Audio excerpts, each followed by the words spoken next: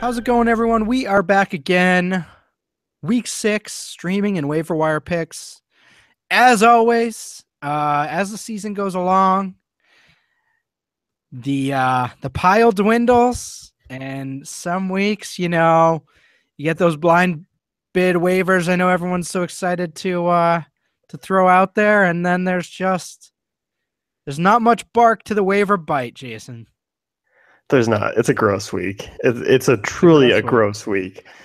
We had some interesting games. But overall, probably not many difference makers popping up. I do think before we get into it, Charles Sims out for the year. They brought up Russell Hansborough, a former Missouri running back, if I remember correctly. I haven't prepped for this portion of the show, so this is freelancing. But he was a pretty good college running back from what I remember. And with Doug Martin maybe coming back, but still kind of injured, he could be a sneaky guy that, if Doug Martin comes back, gets hurt again, could be Russell Hansborough in week 15 that, wins you your playoff game. So just a quick note. Let's start off with some waiver wire ads. Cameron Brate for the Buccaneers as well. What are you looking at here? 18 targets over the last 2 weeks, and that's not counting to the Monday night game. We haven't gotten to that point yet. I'll be keeping an eye on that one, just kind of to build the hype for him. In the red zone, I mean, he's higher than Mike Evans in terms of targets right now for Winston, which you look at Winston, they're going to be throwing a ton, as you pointed out. They're down 2 running backs, and they're already throwing more than anyone else in the league. So Brate's kind of emerged as that secondary option for Winston. Been a little bit of a safety blanket here so far with Seferian Jenkins, leaving and going to New York. I just think he's going to be a fantasy relevant option. I mean, not only kind of as a week-to-week spot starter, but I think could be full-time going forward. Certainly looks that way. We heard rumblings all off season. Kind of like we did Josh Hill 2 years ago, except the difference is Cameron Brate's actually playing and doing well and being fantasy relevant. So, I mean, not only did he take Austin Seferian Jenkins' job, but the dude's not even on the team anymore. And I have a feeling if Brate hadn't emerged, he'd at least still be on the team. So certainly viable. I mean, Jameis Winston's throwing 40 times a game, basically. I think he's certainly worthy. Next guy you list here, the big bad DGB. An interesting guy, obviously, in terms of, physical prowess and athleticism. Nelson Aguilar not really doing what a first rounder should be doing in his second year. Zach Ertz not getting targeted heavily. What are you seeing with Dorial Green Beckham? Well, I mean, I think this just kind of shows that there was a lack of options for me to really write about this week. I like him. I think he's obviously an intriguing athlete. I think, he's in a much more stabler situation there in Philly now. Been kind of transitioning into the role. He's seen 4 targets per game over the last few weeks, which isn't big at this point. I think he's a guy who's going to be a stash going forward, and I think if you're in deeper leagues, you might want to give him a look. Playing 50% of the snaps right now, I think that's going to increase as the weeks go on. Carson Wentz has looked like a pretty decent quarterback to kind of give his guys fantasy relevance. I still think he's going to be a hot commodity later in the half of the season. I just think that offense is going to be good enough. I don't think the running game is really quite there. I think they're going to have to rely on the pass a little bit more down the line. And I think that's going to open doors for DGB here.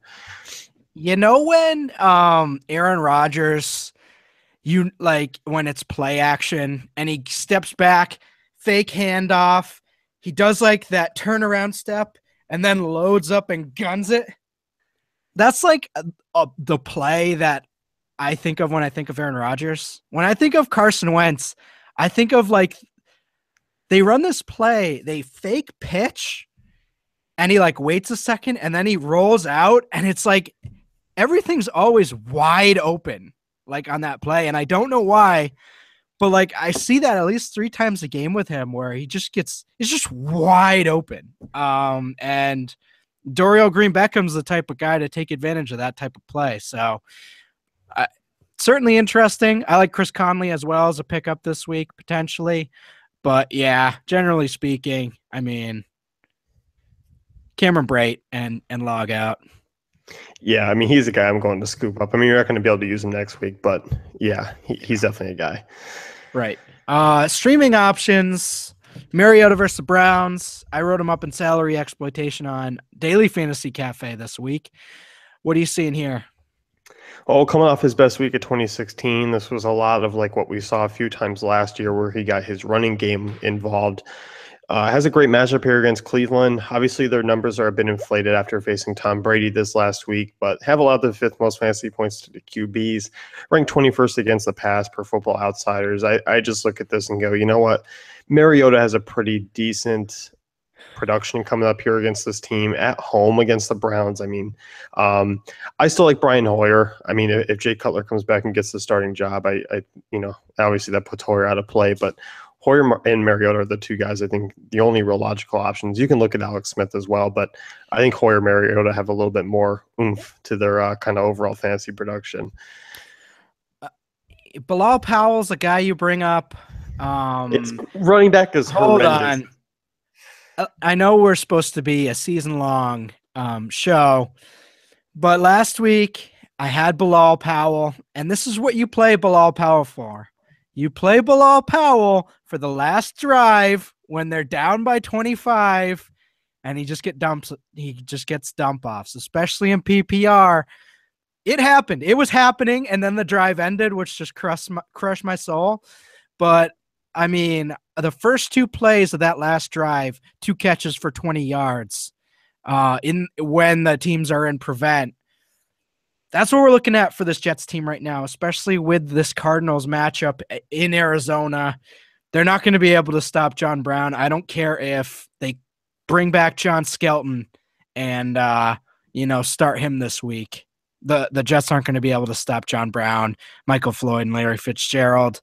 They're going to be scoring. David Johnson's going to absolutely mash and shred and just dispose of this Jets defense, especially on those little dump-off passes. So I think there's a game flow here for Bilal Powell that could be very kind. That's what I'm hoping for. I mean, one, you look, he's got 15% of the receiving targets. That's behind a none one Marshall at this point.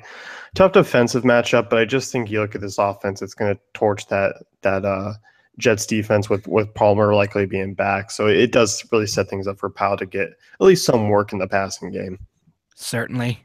Next one you mentioned here, Eddie Royal. We should say Eddie Royal / Cameron Meredith. I don't know who's going to emerge here. Nor do I think Cameron Meredith's ever going to do that again. But they're both kind of intriguing this week against the Jaguars, especially in deeper leagues. Yeah, I mean, it looks like the Jags have done pretty well on the defensive side of things, but it really hasn't. You look at them, I mean, against wide receiver twos, they've been bad this year. I just think 28th to be exact. Royal sets things up with Hoyer. I just like this passing game much more with him under center. It's been much more consistent in terms of at least getting targets and kind of even distribution. And Hoyer's been really efficient. And this is really another matchup where he can kind of continue to do things. And obviously Jordan Howard, I know is going to be a popular play and kind of a pick to kind of go 20 plus attempts. But this passing game has been really consistent. Definitely agree. Brian Hoyer, baby. Charles Clay against the 49ers. I guess we can talk about Philip Dorsett and Sammy Coates if you'd like. Is there something there? I think Coates is pretty solidified in terms of a safer option. Dorsett is that big boomer bust pick. So if you want to take a shot this week against the Houston team that, I still think we're going to wait and see how they can adjust to life without J.J. Watt, because although he's not a part of the pass game, getting a rush on a quarterback certainly ties into a secondary being better than average. And I still think he's going to be a flyer in terms of just volume alone. Yeah. Let me tell you what, after the Randall Cobb injury in one of my season-long leagues, I am down to Devontae Parker, Philip Dorsett, and Sammy Coates as my receiving options for week 6. So I hope you're right. Well, I do too. I mean, for your sake, Russ, just for your sake alone. Yeah, it's very important. Charles Clay against the 49ers. I like this play with, Watkins out. We've been looking for someone to take the targets. It's going to be Robert Woods some games. It's going to be Charles Clay some games. Some games it's going to be Tyrod Taylor rushing in 2 times and being sad. But against this 49ers team, I think there's going to be plenty to go around. Do you agree? I do. I mean, I don't think it's a matchup that jumps out, but I think with the middle of the road defense there for San Francisco, Clay got 12 targets and Sammy Watkins went down to the IR. He's caught 10 of them, so relatively efficient for 120 yards. I just think he's going to be a safe guy to kind of just stream for pretty much the rest of the way in good spots like this. Yeah. And he has a great last name too. Yeah, I do. I mean, I only know like a handful of Clays, but Pretty good. yeah. I mean, I know Mike Clay, Charles Clay, Cassius Clay, a former Wisconsin running back, John Clay, few but far between, but we're a strong group. Uh, Pittsburgh Steelers versus the Dolphins in terms of defense. Not all that exciting, but as I mentioned on some, DFC pods, this is an ugly week for defense. So you might get lucky here with the Steelers or the Titans. You're going to need to go out and probably get a defense this week. Obviously, especially for all you people with Minnesota, they're on bye. But you look at this one, I mean, Dolphins allowed the 6-month fantasy points to opposing defenses. We saw last week they gave up 7 sacks to a Tennessee defense that I think is pretty good. But obviously, I mean, it's not like they're an elite defense. You look at Steelers, they've been pretty lackluster, but I think this is a week where they'll just rebound and pretty much get up ahead and kind of force Tannehill to make some mistakes and cause him to sit back there and try and throw. Yeah. So I think there are some interesting options, but those are kind of the two I would be locking in on as well. Yeah, definitely. I mean, you can toss in Tennessee too. I mean, I think that's a solid matchup against God knows whoever's going to be quarterback there for Cleveland. Yeah, like Cody Kessler was in there and struggling, but it was still like, oh, he's young. Like, hey, here we go. Maybe, he's making some nice passes, and then he just got, it was like a steamroller rolled over him and he was just out. So that's unfortunate. Anyhow, any other parting shots before you leave? I mean, take a shot at me again, or you can, throw out some fantasy knowledge or. Yeah, I don't like your last name. Oh, I don't like it. Okay. Too short? Too simple? Yeah, 4-letter last name. That's lazy. That's lazy, man. You got to get up there. Get it up there into the 8 to 12 range. You got to be barely fitting in on the back of a jersey. I kind of agree, and they're boring letters too. At least like WENT. Oh, Carson Wentz is 5, but you gotta have like a Z in there if you're gonna have a short name, Yeah, Zenner. Yeah, yeah, something like that. All right. Well, anyhow, hope this helps. As always, we'll be here all season, so check us out in week 7. If you like what we're doing here, check out the website. Check out this article on the website, fantasyfootballcafe.com. And if you like the YouTube videos and channel, check us out. Give us a like and subscribe.